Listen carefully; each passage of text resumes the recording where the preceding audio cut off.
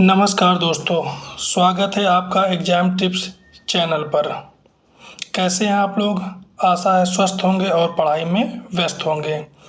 आज हम पढ़ने वाले हैं स्पेशल एजुकेशन एग्ज़ाम का पार्ट 3, जिसके अंतर्गत हम 100 महत्वपूर्ण विशेष शिक्षा के अंतर्गत विकलांगता यानी डिसेबिलिटी से जुड़े प्रश्नों के बारे में हम पढ़ेंगे। इससे पहले अगर आपने पार्ट 1 और पार्ट 2 नहीं देखा है तो वो जाकर ज़रूर देख लें, और सबके अलग अलग पार्ट भी अपलोड कर दिए गए हैं, वो भी देख लें। तो आज का जो सेशन होने वाला है वो बहुत इम्पॉर्टेंट है। अगर आप देखेंगे तो इसमें आज हमने उन प्रश्नों को रखा है जो एग्ज़ाम की दृष्टि से बहुत ही महत्वपूर्ण होते हैं। तो देखते हैं हम आज के पहले प्रश्न की ओर। तो जो हमने पहला पार्ट बनाया है वो विकलांगता की परिभाषा और अवधारणा से किस प्रकार के क्वेश्चनों को लिया जा सकता है, उनसे हमने रखा है। तो इसी क्रम में हमारा पहला क्वेश्चन है, विकलांगता किस अधिनियम द्वारा परिभाषित की गई है? तो विकलांगता जो है RPWD एक्ट 2016 के द्वारा जो है परिभाषित की गई है। क्वेश्चन नंबर 2 है, RPWD एक्ट 2016 में विकलांगता को क्या माना गया? एक शारीरिक रोग, एक अस्थायी अवस्था, एक दीर्घकालिक बाधा या केवल मानसिक रोग? तो जो RPW एक्ट 2016 था उसमें जो है इसे एक दीर्घकालिक बाधा के रूप में माना गया। बढ़ते हैं अगले क्वेश्चन की ओर। डिसेबिलिटी शब्द किस भाषा से आया है? संस्कृत, अंग्रेजी, लैटिन या फिर यूनानी? तो जो डिसेबिलिटी शब्द है वो इंग्लिश भाषा से लिया गया है। अगला क्वेश्चन है, RCI की स्थापना कब हुई थी? तो जो RCI की स्थापना हुई थी वो ईयर 1992 में हुई थी। अगला क्वेश्चन है, RCI का मुख्य कार्य क्या है? प्राथमिक शिक्षा देना, विशेष शिक्षा हेतु पाठ्यक्रम बनाना, CBSE की देखरेख, स्कूल खोलना? तो जो RCI का जो मेन वर्क है यानी मुख्य कार्य है वो विशेष शिक्षा हेतु पाठ्यक्रम बनाना है। अगला क्वेश्चन है, RPW एक्ट 2016 में कुल कितनी प्रकार की विकलांगताओं को मान्यता दी गई है? यानी जो हमने B सेक्शन बनाया है वो RPWD एक्ट 2016 व कानूनी दृष्टिकोण से जितने भी प्रश्न बन सकते थे उन्हीं सब प्रश्नों का इसमें समावेश किया है। उससे पहले हम अगले क्वेश्चन की ओर बढ़ें। जो लोग चैनल पर पहली बार आए हैं वो चैनल को सब्सक्राइब करके नोटिफिकेशन बिल को ऑन कर लें, क्योंकि ऐसा कंटेंट सिर्फ आपको इसी चैनल पे मिलेगा। तो अगला क्वेश्चन है, RPWD एक्ट 2016 में कुल कितने प्रकार की विकलांगताओं को मान्यता दी गई है? 7, 15, 21 या फिर 25? तो इसका जो राइट आंसर हो जाएगा वो क्या हो जाएगा? 21 प्रकार की विकलांगताओं को जो है मान्यता प्रदान की गई है। अगला क्वेश्चन है, RPWD का पूरा नाम क्या है? Right to person with disabilities, right to person with disabilities, right and protection for disabled, rehabilitation for persons with disabilities? तो इसका जो राइट आंसर होने वाला है ऑप्शन नंबर B, यानी rights of person with disability. तो इसको भी याद रखेंगे। नेक्स्ट क्वेश्चन है, RPWD एक्ट 2016 किस कानून की जगह लागू हुआ है? RCI एक्ट 1992 या फिर disability act 1995, rehabilitation act 2000, SSA guidelines? तो इसका जो राइट आंसर हो जाएगा ऑप्शन नंबर B, यानी डिसेबिलिटी एक्ट 1995। तो आज आप देख रहे होंगे किस प्रकार के प्रश्नों का रखा गया है। ये प्रश्न जो है एग्ज़ाम की दृष्टि से बहुत महत्वपूर्ण है, तो इस वीडियो को पूरा देखें और साथ में आपको जो प्रश्न नहीं आ रहे हैं उनके नोट्स भी बनाते चलें। अगला क्वेश्चन है, RPWD एक्ट किस तिथि से प्रभावी हुआ? प्रभावी का मतलब होता है कब से उसको जो है लागू कर दिया गया है। 1 जनवरी 2015, 19 अप्रैल 2017, 1 जुलाई 2016, 15 अगस्त 2015? तो इसका जो राइट आंसर होने वाला है वो हो जाएगा 19 अप्रैल 2017 से जो है प्रभावी हो गया था। नेक्स्ट क्वेश्चन है, विकलांगता प्रमाण पत्र कितनी प्रतिशत न्यूनतम अक्षमता पर जारी होता है? 20%, 30%, 40%, 50%। तो इसका जो राइट आंसर हो जाएगा 40%। इस क्वेश्चन को ध्यान रखेंगे, इसमें कहा गया है कि जो विकलांगता प्रमाण पत्र बनता है यानी डिसेबिलिटी जो सर्टिफिकेट बनता है उसकी न्यूनतम जो है न्यूनतम अक्षमता पर जारी होता है, यानी किस न्यूनतम अक्षमता पर जारी होता है, तो वो 40% आपका राइट आंसर हो जाएगा। नेक्स्ट क्वेश्चन है RPWD एक्ट के अनुसार किस स्तर की विकलांगता को बेंचमार्क डिसेबिलिटी माना जाता है? 10% या उससे अधिक, 30% से अधिक, 40 या उससे अधिक, 60 या उससे अधिक। तो जो बेंचमार्क डिसेबिलिटी होती है उसे 40% या उससे अधिक को माना जाता है। अगला क्वेश्चन है RPWD एक्ट के तहत किस प्रकार की शिक्षा की सिफारिश की गई है? पारंपरिक शिक्षा, दूरस्थ शिक्षा, समावेशी शिक्षा, विशेष विद्यालय। तो इसका जो राइट आंसर होने वाला है वो क्या है? समावेशी शिक्षा। जिन लोगों को ने अभी तक वीडियो को लाइक नहीं किया है वो लाइक कर दें और साथ में अपने दोस्तों को भी शेयर कर दें। क्वेश्चन नंबर नेक्स्ट यानी 18 नंबर है विकलांगता यानी विकलांग व्यक्तियों के अधिकार अधिनियम के अंतर्गत कौन सा अधिकार नहीं आता है? रोजगार का अधिकार, विवाह का अधिकार, मताधिकार, आतंकवाद से सुरक्षा। तो जो विकलांग व्यक्तियों के जो अधिकार अधिनियम में नहीं आता वो क्या है? आतंकवाद से सुरक्षा। नेक्स्ट क्वेश्चन है RPWD एक्ट के अनुसार कितने प्रकार की मानसिक अक्षमताएं वर्णित हैं? 2 प्रकार की, 4 प्रकार की, 8 प्रकार की या 10 प्रकार की। तो इसका जो राइट आंसर हो जाएगा ऑप्शन नंबर सी। इसको जो हमने बौद्धिक अक्षमता है उसमें हमने इसको डिटेल से डिस्कस किया है, तो आप वो भी वीडियो देख सकते हैं। नेक्स्ट क्वेश्चन है RPWD अधिनियम के अनुसार पर्सन विद डिसेबिलिटी का अर्थ है कोई भी छात्र, कोई भी शिक्षक, कोई भी सामान्य व्यक्ति, कोई ऐसा व्यक्ति जिसकी कार्य करने की क्षमता सीमित हो। तो इसका जो राइट आंसर हो जाएगा कोई ऐसा व्यक्ति जिसकी कार्य करने की क्षमता जो है सीमित हो, उसे वही क्या है? वो पर्सन विद डिसेबिलिटी का जो क्या है अर्थ यानी मीनिंग है। नेक्स्ट क्वेश्चन है जो अगला टॉपिक उठाया गया है वो लिया गया है विकलांगता के प्रकार से, यानी टाइप्स ऑफ डिसेबिलिटी से किस प्रकार के क्वेश्चन बन सकते हैं हम उनको देखने वाले हैं। दृष्टि बाधा यानी विजुअल इम्पेयरमेंट में कौन सी स्थिति आती है? सुनने की अक्षमता, देखने में कमी या पूर्ण अभाव, बोलने की असमर्थता, शारीरिक विकलांगता। तो इसका जो राइट आंसर हो जाएगा देखने में कमी या फिर पूर्ण अभाव। अगला क्वेश्चन है ब्रेल लिपि का प्रयोग किसके द्वारा किया जाता है? बौद्धिक दिव्यांग, श्रवण दिव्यांग, दृष्टिबाधित या ऑटिज्म। तो इसका जो राइट आंसर हो जाएगा दृष्टिबाधित, यानी जो ब्रेल लिपि होता है वो दृष्टिबाधित बच्चों या व्यक्तियों के लिए जो है जरूरी होता है जिनके द्वारा वो ज्ञानार्जन करते हैं। नेक्स्ट इंपॉर्टेंट क्वेश्चन है डिस्लेक्सिया किस प्रकार की अक्षमता है? पढ़ने की, देखने की, बोलने की या फिर सुनने की। तो जो डिस्लेक्सिया होती है वो पढ़ने की अक्षमता होती है। नेक्स्ट क्वेश्चन है एक छात्र जो 2 या 2 से अधिक विकलांगताओं से ग्रसित है उसे क्या कहते हैं? अक्षम, विशेष, बहुविकलांग, सामान्य। तो इसका जो राइट आंसर होने वाला है वो क्या हो जाएगा? बहुविकलांग, यानी वो छात्र या व्यक्ति जो 2 या 2 से अधिक प्रकार की विकलांगताओं से ग्रसित होता है उसे क्या कहते हैं? बहुविकलांग कहते हैं।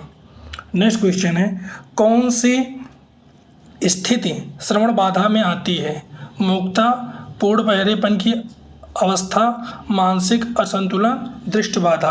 तो इसका जो राइट आंसर हो जाएगा वो हो जाएगा पूर्ण बहरेपन की अवस्था, यानी जो श्रवण बाधिता होती है वो किस स्थिति में आती है? तो पूर्ण बहरेपन की अवस्था में आती है। नेक्स्ट क्वेश्चन है मूकता का संबंध है बोलने में अक्षमता, सुनने में अक्षमता या फिर चलने में असमर्थता या फिर समझने में कठिनाई। तो इसका जो राइट आंसर हो जाएगा बोलने की अक्षमता। मूक माने होता ही है कि शांत रहना यानी ना बोलना।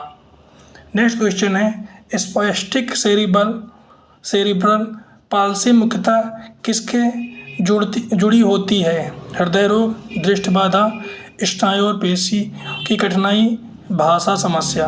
जो स्टॉप सेरिब्रल पाल्सी होती है वो स्नायु और पेशियों में कठिनाई से जुड़ी होती है ना, उसका संबंध स्नायु और पेशियों में कठिनाई से होता है। नेक्स्ट है ऑटिज्म स्पेक्ट्रम डिसऑर्डर ASD। तो इसका फुल फॉर्म भी याद रखेंगे कि ASD का फुल फॉर्म क्या होता है। तो ये ऑटिज्म स्पेक्ट्रम डिसऑर्डर होता है कि मुख्य विशेषता क्या है? शारीरिक विकलांगता, सामाजिक संपर्क की कठिनाई, दृष्टि बाधा, सुनाई न देना।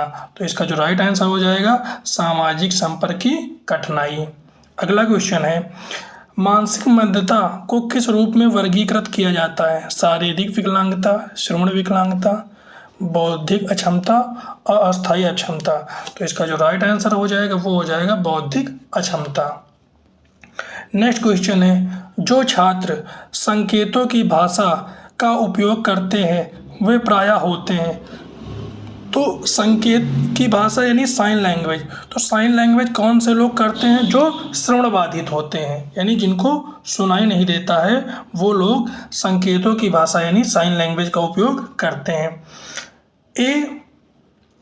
ADHD का फुल फॉर्म क्या होगा या पूरा नाम क्या होगा? Attention deficit hyper activity disorder, autism disorder of hearing, auditory disabilities for hyper activity और डिसेबिलिटीज हियरिंग डिसऑर्डर। तो इसका जो राइट आंसर हो जाएगा ऑप्शन नंबर ए हो जाएगा। इसे भी ध्यान रखेंगे कि ADHD का फुल फॉर्म क्या होता है।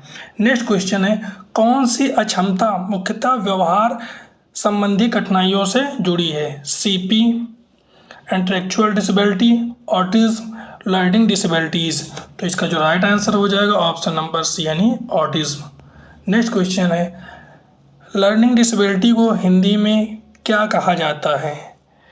शिक्षण रोग, अध्ययन कठिनाई, सीखने की अक्षमता या फिर पढ़ाई का डर। तो इसका जो राइट आंसर हो जाएगा वो क्या हो जाएगा? अध्ययन में कठिनाई यानी लर्निंग का मतलब होता है अध्ययन, डिसेबिलिटीज का मतलब होता है कमी या कठिनाई या फिर विकलांगता। तो जो लर्निंग में जो कठिनाई होती है उसे ही क्या कहा जाता है? यानी सीखने की जो अक्षमता होती है उसे ही क्या कहा जाता है? लर्निंग डिसेबिलिटीज कहा जाता है, क्योंकि लर्न माने होता है सीखना। नेक्स्ट क्वेश्चन है एक व्यक्ति जिसे व्हील चेयर की आवश्यकता होती है वह किस श्रेणी में आता है? मानसिक विकलांगता, श्रवण विकलांगता, शारीरिक विकलांगता, नेत्रहीन। तो व्हील चेयर की जब बात आती तो उसका संबंध किससे हो जाता है? यानी चल ना पाना, भाई जो चल नहीं पाएगा वही तो व्हील चेयर का उपयोग करेगा। तो वो किससे आएगी? भाई मानसिक तो हो नहीं सकता है, ना शारीरिक ना श्रवण विकलांगता से हो सकता है, ना नेत्र से हो सकता है। तो एक ही हमारे पास ऑप्शन बचा क्या है? वो शारीरिक विकलांगता। तो ये भी याद रखेंगे। नेक्स्ट क्वेश्चन है CP यानी सेरिब्रल पाल्सी से पीड़ित बच्चों की शिक्षा के लिए क्या आवश्यक है? यानी सेरिब्रल पाल्सी की पीड़ित बच्चों की शिक्षा के लिए क्या आवश्यक है? सामान्य शिक्षण, तकनीकी शिक्षा, विशेष उपकरण और फिजिकल थेरेपी, मेडिकल कॉलेज। तो इसका जो राइट आंसर हो जाएगा विशेष उपकरण और फिजिकल थेरेपी। नेक्स्ट क्वेश्चन है अंधापन किस प्रकार की विकलांगता है? श्रवण, दृष्टि, मानसिक या फिर बौद्धिक। तो इसका जो राइट आंसर हो जाएगा वो क्या है? ऑप्शन नंबर बी यानी दृष्टि से। हियरिंग इम्पेयरमेंट से पीड़ित बच्चों की पहचान कैसे की जा सकती है? बोलने में झिझक, संकेतों से संवाद करना, स्पर्श से सीखना, सभी विकल्प सही हैं। तो जो हियरिंग इम्पेयरमेंट से पीड़ित बच्चों की पहचान जो है वो बोलने में झिझक, संकेतों में संवाद करने यानी साइन लैंग्वेज के माध्यम से, स्पर्श से सीखना, सभी विकल्प सही। तो इसका राइट आंसर क्या हो जाएगा? ऑप्शन नंबर डी यानी सभी विकल्प सही हैं। जिन छात्रों को व्हील चेयर या क्रच की ज़रूरत होती है उन्हें क्या कहा जाता है? तो ये भी ध्यान रखेंगे अगर व्हील चेयर के स्थान पर अगर क्रच आ गया तो दोनों का मतलब क्या होता है? सेम ही होता है। तो उन्हें क्या कहा जाता है? तो उन्हें कहा जाता है दृष्टिबाधित, मूकबधिर, गतिशील विकलांगता या फिर इसे शारीरिक विकलांगता भी कह सकते हैं या फिर स्वाभाविक। तो इसका आंसर हो जाएगा गतिशील विकलांगता यानी विकलांग। बोलने में कठिनाई होना किस श्रेणी में आता है? श्रवण, भाषिक, मानसिक या फिर शारीरिक। तो जो बोलने में कठिनाई होती है वो भाषिक विकलांगता के अंतर्गत आती है। नेक्स्ट क्वेश्चन है RPWD एक्ट में ब्लड डिसऑर्डर को किस रूप में जोड़ा जाता है? मानसिक विकलांगता, शारीरिक विकलांगता, दुर्बल विकलांगता, बौद्धिक अक्षमता। तो इसका जो राइट आंसर हो जाएगा वो हो जाएगा दुर्लभ विकलांगता। जो लोग पहली बार वीडियो देख रहे हैं वो लोग चैनल को ज़रूर सब्सक्राइब कर लेंगे ताकि ऐसी ही एग्ज़ाम ओरिएंटेड वीडियो आपको मिलती रहे जो आपके परीक्षा में कारगर साबित हो। अगला जो टॉपिक है वो है विशेष शिक्षा में सहायक विधियाँ। तो इस टॉपिक से कितने प्रकार के क्वेश्चन बन सकते हैं उन सभी को हमने यहाँ पे समावेशित किया है। तो हम देखते हैं कि कैसे कैसे क्वेश्चन इसमें बन सकते हैं। तो विशेष आवश्यकता वाले बच्चों के लिए सबसे उपयुक्त शिक्षण पद्धति कौन सी मानी जाती है? व्याख्यान, प्रयोगात्मक, बाल केंद्रित या फिर रटने की विधि। तो इसका आंसर नंबर हो जाएगा सी यानी बाल केंद्रित विधि। ब्रेल लिपि किसके लिए सहायक है? मानसिक मंद बच्चों के लिए, दृष्टिबाधित बच्चों के लिए, श्रवण बाधित बच्चों के लिए, गतिशील बच्चों के लिए। तो इसका राइट आंसर हो जाएगा श्रवण बाधित बच्चों के लिए। नेक्स्ट क्वेश्चन है टच एंड फील तकनीक किस विकलांगता के अंतर्गत प्रयोग की जाती है? तो दृष्टिबाधित, मानसिक मंदता, शारीरिक विकलांगता, भाषिक बाधा। तो इसका जो राइट आंसर हो जाएगा ऑप्शन नंबर ए दृष्टि बाधा। जिन लोगों को इसकी PDF चाहिए वो नीचे डिस्क्रिप्शन में दिए गए टेलीग्राम चैनल को ज्वाइन कर लेंगे। तो नेक्स्ट क्वेश्चन है दृष्टिबाधित बच्चों के लिए उपयुक्त शिक्षण विधि कौन सी है? श्रव्य विधि, मौखिक विधि, सांकेतिक भाषा, श्रवण मूल खेल। तो इसका जो राइट आंसर हो जाएगा ऑप्शन नंबर सी यानी सांकेतिक भाषा। अगला क्वेश्चन है दृष्टिबाधित बच्चों को पढ़ाने के लिए कौन सी सामग्री उपयुक्त है? ऑडियो बुक, फ्लैश कार्ड, चित्र पुस्तक या फिर चौक। तो इसका जो राइट आंसर हो जाएगा ऑप्शन नंबर ए यानी ऑडियो बुक। अगला क्वेश्चन है CALL का अर्थ क्या है? यानी इसका फुल फॉर्म आपको बताना है। तो computer aided learning and literacy इसका जो क्या हो जाएगा राइट आंसर हो जाएगा। तो जितने भी टाइप के फुल फॉर्म हैं उन सभी को आप लिखते चलें और याद भी कर लें क्योंकि फुल फॉर्म जो है एग्जाम में बहुत ज़्यादा पूछे जाते हैं। अगला क्वेश्चन है मल्टी सेंसरी शिक्षण विधि किस विकलांगता के लिए उपयुक्त है? दृष्टिबाधा, बौद्धिक विकलांगता, शिक्षण अक्षमता, श्रवण विकलांगता। तो इसका जो राइट आंसर हो जाएगा वो ऑप्शन नंबर सी यानी शिक्षण अक्षमता। नेक्स्ट क्वेश्चन है विशेष बच्चों को पढ़ाने में IEP का क्या महत्व है? तो जल्दी से सभी लोग बताएंगे कि IEP का फुल फॉर्म क्या होता है। तो विशेष शिक्षा यानी विशेष बच्चों को पढ़ाने में IEP का क्या महत्व है? या आर्थिक मदद करता है, या स्कूल की योजना है, या व्यक्तिगत शिक्षा योजना है, या समाज सेवा है। तो ये जो होता है यह व्यक्तिगत शिक्षा योजना है। नेक्स्ट क्वेश्चन है फ्लैश कार्ड किसके लिए उपयोगी होते हैं? दृष्टिबाधित के लिए, मानसिक मंद के लिए, श्रवण बाधित के लिए या शारीरिक विकलांग के लिए। तो इसका राइट आंसर हो जाएगा ऑप्शन नंबर सी यानी श्रवण बाधित बच्चों के लिए जो है फ्लैश कार्ड के माध्यम से उनको जो है दिखाकर बताया जाता है कि ये चीज़ ऐसी होती है, ये इसका है, ये वो है। तो उनके लिए जो है उपयोगी होती हैं। नेक्स्ट है भाषा संप्रेषण में किस विधि की भूमिका सबसे अधिक है? श्रवण विधि, संकेत विधि, बोलने की विधि, सभी। तो इसका जो राइट आंसर हो जाएगा ऑप्शन नंबर डी यानी सभी। श्रवण विधि, संकेत विधि और बोलने की विधि सभी शामिल हैं। नेक्स्ट क्वेश्चन है मानसिक मंद छात्रों के लिए सबसे अधिक प्रभावशाली शिक्षण प्रक्रिया कौन सी है? व्याख्यान, गतिविधि आधारित शिक्षण, बोर्ड मौखिक परीक्षाएं। तो इसका जो राइट आंसर होने वाला है वो हो जाएगा ऑप्शन नंबर बी यानी गतिविधि आधारित शिक्षण। ब्रेल लिपि में कितने बिंदु होते हैं? इसको हमने जो विजुअल एम्पेयरमेंट की पार्ट 2 वीडियो कराया उसमें हमने इसको डिटेल से बताया है। हिंदी के भी अक्षर और इंग्लिश के भी अक्षर उसके साथ साथ अन्य क्वेश्चन करवाए हैं। तो अगर आपको स्पेशली वो चाहिए तो आप वो वीडियो जाकर ज़रूर देख लें। तो इसके हिसाब से आंसर हो जाएगा 6 बिंदु। यानी ब्रेल लिपि में कुल कितने बिंदु होते हैं? तो 6 बिंदु होते हैं। विशेष शिक्षा में ICT का उपयोग किस उद्देश्य से किया जाता है? बच्चों का मनोरंजन, शिक्षकों का विकास, विद्यार्थियों की सहायता, सरकारी रिपोर्ट। तो इसका जो राइट आंसर हो जाएगा ऑप्शन नंबर सी यानी विद्यार्थियों की सहायता। Picture exchange communication system PECS यानी PECS का फुल फॉर्म क्या होता है? Picture exchange communication system. इसको भी याद रखेंगे। क्वेश्चन क्या है? PECS किसे सिखाने हेतु प्रयोग किया जाता है? पढ़ना, लिखना, संवाद करना या फिर गणना करना। तो जो ये इसका राइट आंसर हो जाएगा ऑप्शन नंबर सी, यानी संवाद करना। अगला क्वेश्चन है, अंध यानी अंधे या फिर जिन्हें नहीं दिखाई देता है, विद्यार्थियों के लिए स्पर्श से संबंधित शिक्षण सामग्री होती है। Flash card, tactile chart, picture book, black board. तो इसका राइट आंसर बताएंगे क्या हो जाएगा भाई? ये हमने पिछली क्लास में विजुअल इम्पेयरमेंट में करवाई है।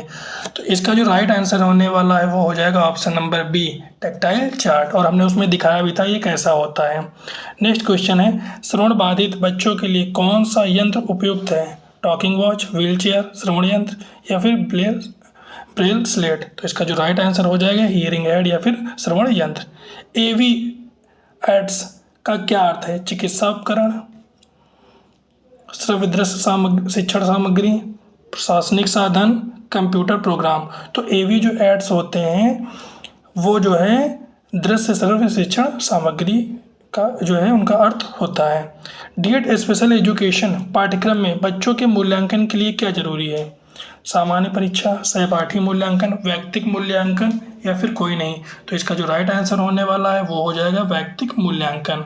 साइन लैंग्वेज किस विकलांगता में मुख्य रूप से उपयोगी होती है? दृष्टिबाधा, भाषिक, श्रवण बाधा, तो जो है गतिशील विकलांगता। तो इसका जो राइट आंसर हो जाएगा श्रवण बाधा। आज हमने साइन लैंग्वेज यानी सांकेतिक भाषा के लमसम में ऊपर 3 से 4 प्रश्नों को पढ़ा है जो कई प्रकार से घुमा फिरा कर पूछे गए हैं। तो कौन सा क्वेश्चन किस टाइप से बन सकता है उसको भी यहाँ पर समावेशित किया गया है।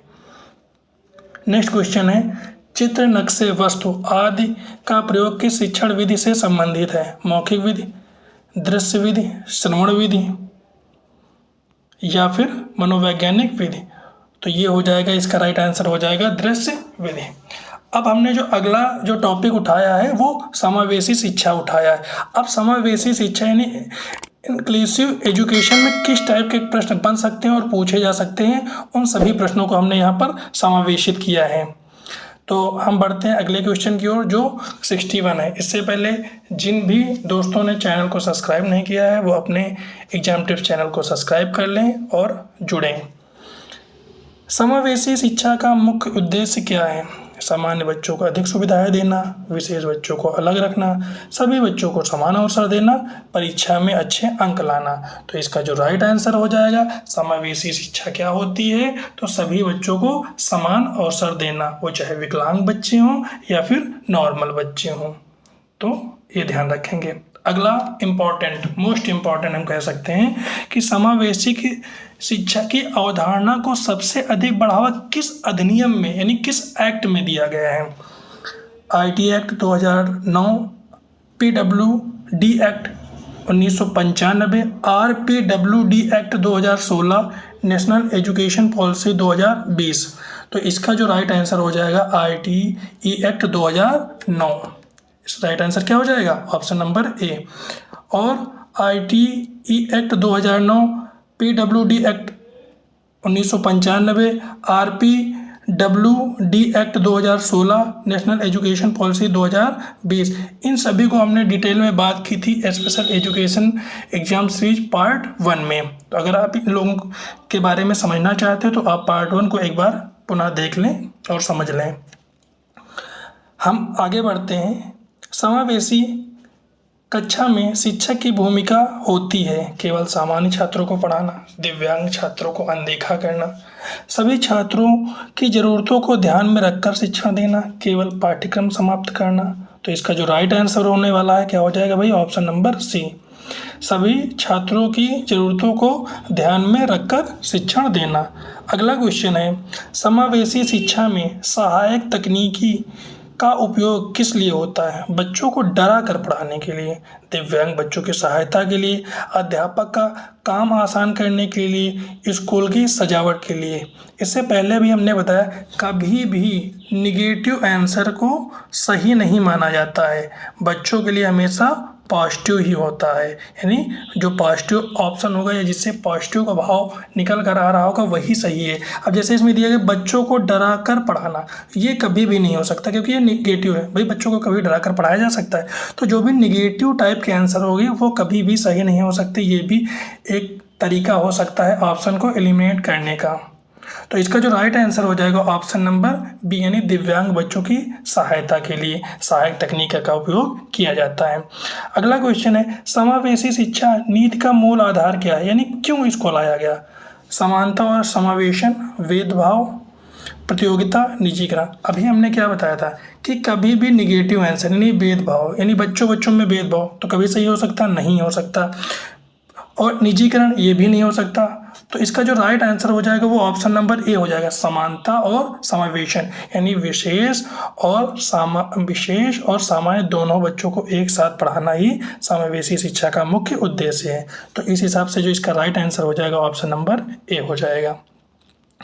कौन सा अंतर्राष्ट्रीय संगठन समावेशी शिक्षा को बढ़ावा देता है। WHO, UNICEF यानी यूनिसेफ, UNESCO यानी यूनेस्को, WTO। तो इसका जो राइट आंसर हो जाएगा कि कौन सी अंतर्राष्ट्रीय संगठन है जो समावेशी शिक्षा को बढ़ावा देता है, तो वो क्या हो जाएगा, यूनेस्को। ध्यान रखेंगे भाई, ये काफ़ी इंपॉर्टेंट क्वेश्चन है। समावेशी शिक्षा में किसका विशेष ध्यान रखा जाता है।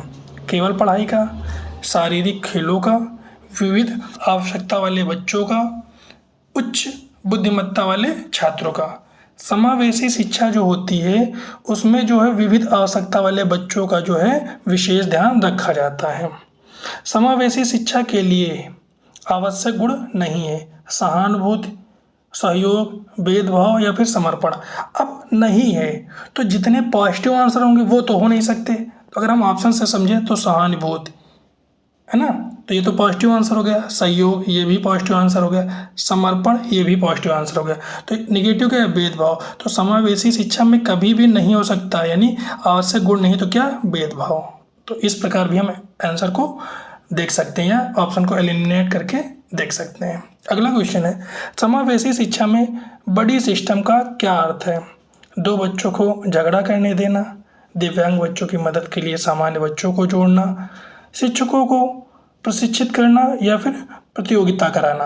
तो जो समावेशी शिक्षा में बड़ी सिस्टम होता है उसका क्या अर्थ होता है, तो उसका अर्थ होता है दिव्यांग बच्चों की मदद के लिए सामान्य बच्चों को जोड़ना।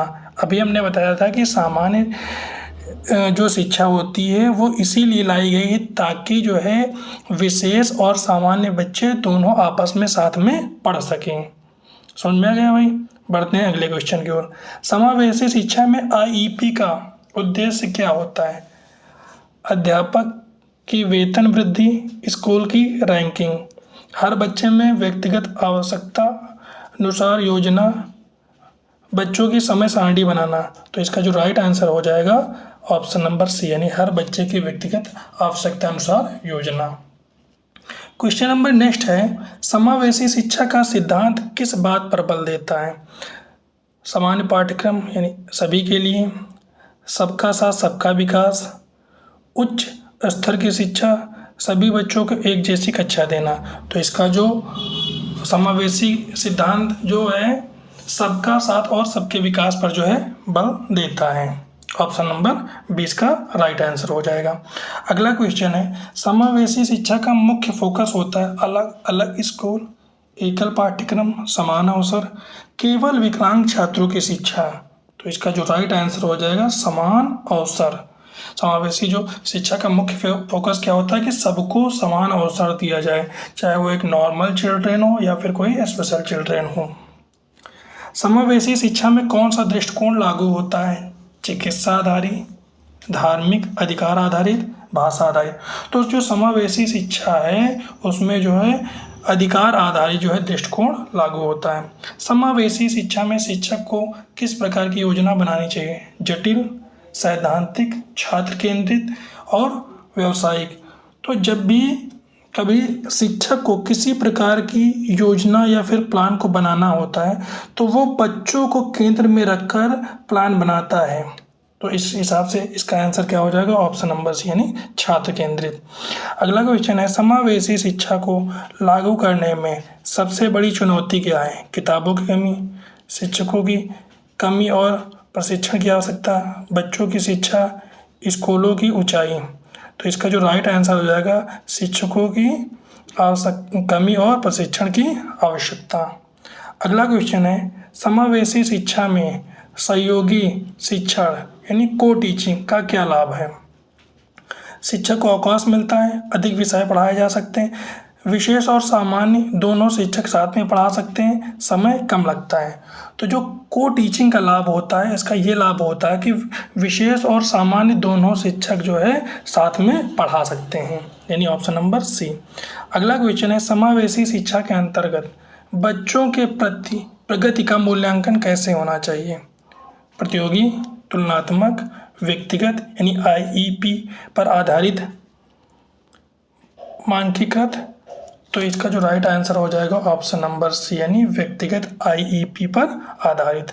अगला क्वेश्चन है, समावेशी विद्यालय का प्रमुख लक्षण क्या है? केवल दिव्यांग बच्चों की उपस्थिति, केवल सामान्य बच्चों की उपस्थिति, दोनों प्रकार के बच्चों को समान अवसर, अलग अलग कक्षाएं। तो इसका जो राइट आंसर हो जाएगा वो क्या हो जाएगा, दोनों प्रकार के बच्चों को समान अवसर। अभी हमने कई बार बताया है, जो समावेशी शिक्षा होता है उसका मेन उद्देश्य ही यही होता है कि नॉर्मल चाइल्ड और स्पेशल चाइल्ड दोनों को एक साथ शिक्षित करना। अगला क्वेश्चन है, समावेशी शिक्षा में बैरियर फ्री इन्वायरमेंट का क्या अर्थ है? खेलों में सुविधा, सभी के लिए आसान पहुंच, परीक्षा पास कराना, शिक्षकों का उत्साह।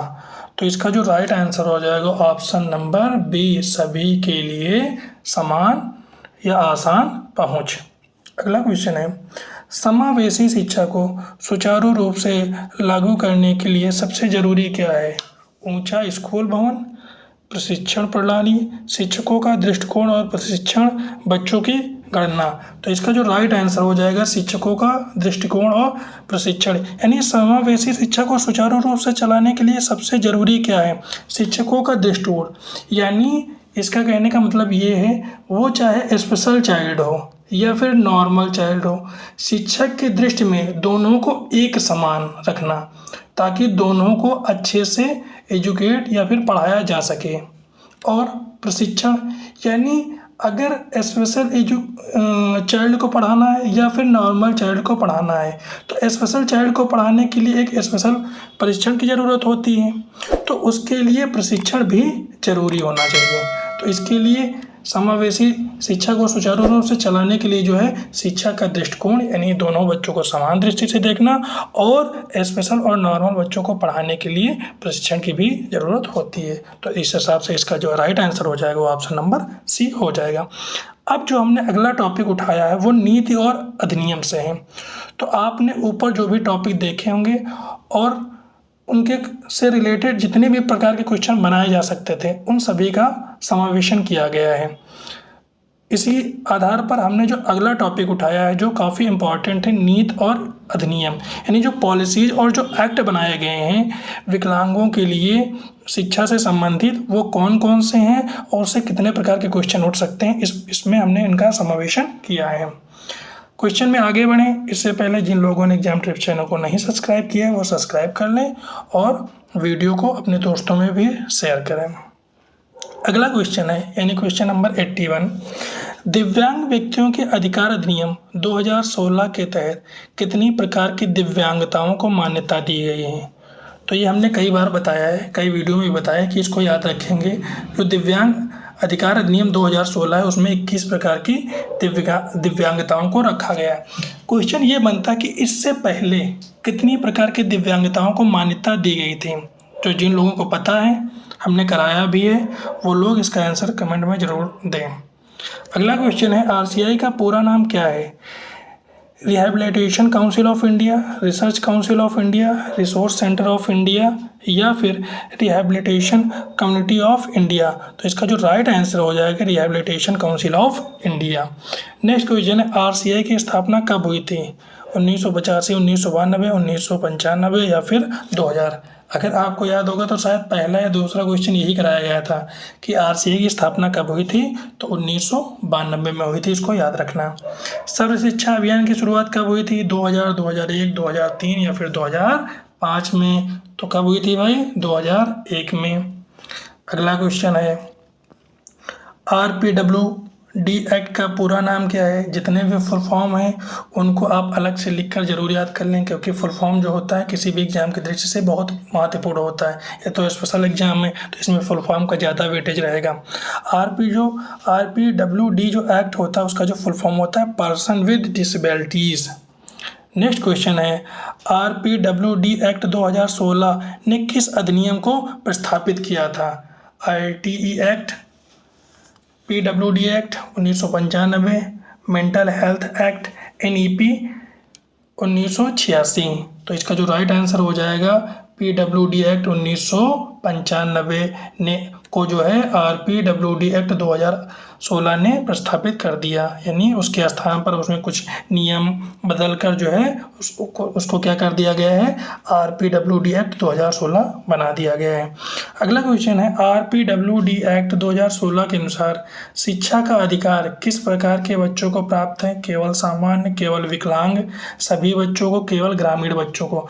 तो जो RPWD एक्ट 2016 है उसमें जो है सभी प्रकार के बच्चों को शिक्षा का अधिकार प्राप्त है, वो चाहे सामान्य हो, विकलांग हो या फिर किसी भी प्रकार के बच्चे हो। यानी इसका जो राइट आंसर हो जाएगा ऑप्शन नंबर सी, यानी सभी बच्चों को जो है शिक्षा का अधिकार प्राप्त है।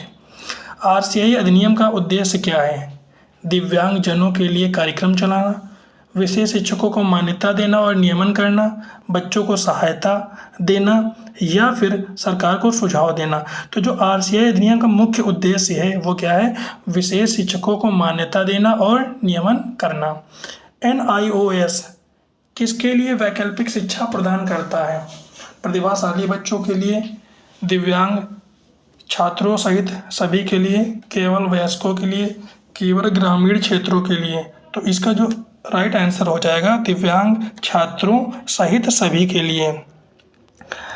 अगला क्वेश्चन है क्वेश्चन नंबर 90, यानी शिक्षा का अधिकार अधिनियम RTE राइट टू एजुकेशन 2009 किस आयु वर्ग के बच्चों को शिक्षा का अधिकार देता है। 3 से 14 वर्ष, 6 से 14 वर्ष, 10 से 18 वर्ष, 5 से 15 वर्ष।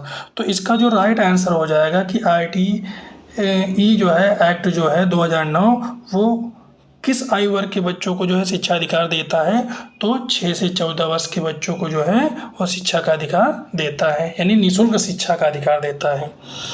RPWD एक्ट 2016 के अनुसार किस प्रकार के परिवेश की अनुशंसा की गई है। सामान्य, अलग अलग, बाधा रहित, उच्च तकनीक। तो इसका जो राइट आंसर हो जाएगा ऑप्शन नंबर सी, यानी बाधा रहित, यानी बैरियर फ्री। ऊपर हमने इस वर्ड का भी यूज किया था कि बैरियर फ्री क्या होता है। तो RPWD एक्ट 2016 के अनुसार किस प्रकार के परिवेश की अनुशंसा की गई है, तो बाधा रहित की अनुशंसा की गई है। इंक्लूसिव एजुकेशन शब्द पहली बार मुख्य रूप से किस रिपोर्ट में आया था। RTE एक्ट है इसका राइट आंसर, या फिर सल्मनाह स्टेटमेंट, या फिर RPWD एक्ट, या फिर यूनेस्को 2009। तो इसका जो राइट आंसर हो जाएगा ऑप्शन नंबर बी, यानी जो इंक्लूसिव एजुकेशन शब्द जो पहली बार आया था वो किस रिपोर्ट में आया था, तो उसका राइट आंसर हो जाएगा ऑप्शन नंबर बी। तो सालामांचा जो है स्टेटमेंट में जो पहली बार इसका जिक्र किया गया था। नेक्स्ट क्वेश्चन है,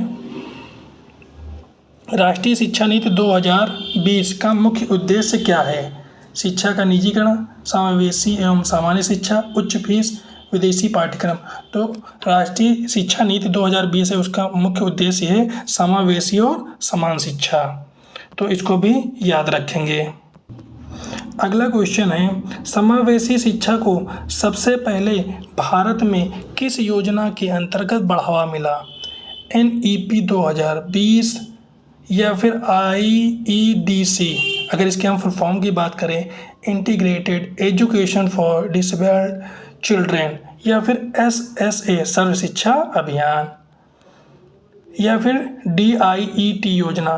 तो इसका जो राइट आंसर हो जाएगा, यानी क्या, समावेशी शिक्षा को सबसे पहले भारत में किस योजना के अंतर्गत बढ़ावा मिला था? तो integrated education for disabled children, IEDC के अंतर्गत। नेक्स्ट क्वेश्चन है, RPWD एक्ट 2016 में शिक्षा का अधिकार किस प्रकार सुनिश्चित किया गया था? तो जो वो था वह अधिकार के रूप में सुनिश्चित किया गया था, ना कि दान के रूप में, ना किसी इच्छा नीति के रूप में, ना तो संकल्प के रूप में। तो इसका राइट आंसर क्या हो जाएगा? अधिकार के रूप में। नेक्स्ट क्वेश्चन है, दिव्यांगता से संबंधित कौन सा अंतर्राष्ट्रीय दिवस मनाया जाता है? 3 जनवरी, 3 मार्च, 3 दिसंबर, 3 अक्टूबर। तो जो है दिव्यांगता से संबंधित 3 दिसंबर को जो है अंतर्राष्ट्रीय दिवस मनाया जाता है। Answer number C. समावेशी शिक्षा की सिफारिश सबसे पहले किस अंतर्राष्ट्रीय घोषणा में की गई? तो अभी हमने इसका ऊपर एक क्वेश्चन लिया था इसी से संबंधित, तो इसका जो राइट आंसर हो जाएगा बी नंबर। अगला क्वेश्चन है, RCI अधिनियम के तहत किसे मान्यता देना अनिवार्य है? सभी विद्यालयों को, सामान्य शिक्षकों को, विशेष शिक्षा प्रशिक्षण प्राप्त संस्थाओं को, अस्पतालों को? तो RCI अधिनियम के अंतर्गत जो है विशेष शिक्षा प्रशिक्षण प्राप्त संस्थानों को जो है मान्यता देना अनिवार्य है। RPWD एक्ट के अंतर्गत सरकार का क्या दायित्व है? निजीकरण, सब्सिडी देना, समान अवसर प्रदान करना या फिर शुल्क लेना? तो जो RPWD एक्ट है उसके अंतर्गत सरकार का दायित्व है कि वो समान अवसर प्रदान करें। क्वेश्चन नंबर 100 यानी लास्ट क्वेश्चन है आज का, RPWD अधिनियम 2016 के अनुसार शिक्षा संस्थानों में क्या सुनिश्चित किया जाना चाहिए? प्रवेश शुल्क कम कर देना चाहिए, या केवल सामान्य बच्चों को प्रवेश देना चाहिए, या फिर बाधा रहित एवं समावेशी पहुंच, या फिर केवल अंग्रेजी माध्यम? तो इसका जो राइट आंसर हो जाएगा वो क्या हो जाएगा? समावेशी और बाधा रहित पहुंच। आज आपने इस वीडियो में देखा होगा कि कितने महत्वपूर्ण क्वेश्चनों को रखा गया है, और जिन भाइयों ने अभी तक एग्जाम टिप्स चैनल को सब्सक्राइब नहीं किया है वो सब्सक्राइब करके चैनल से जुड़ जाएं। साथ ही में वीडियो अगर अच्छी लगी हो तो लाइक कर दें और अपने दोस्तों में भी शेयर कर दें। पूरा वीडियो देखने के लिए धन्यवाद। जय हिंद, जय भारत।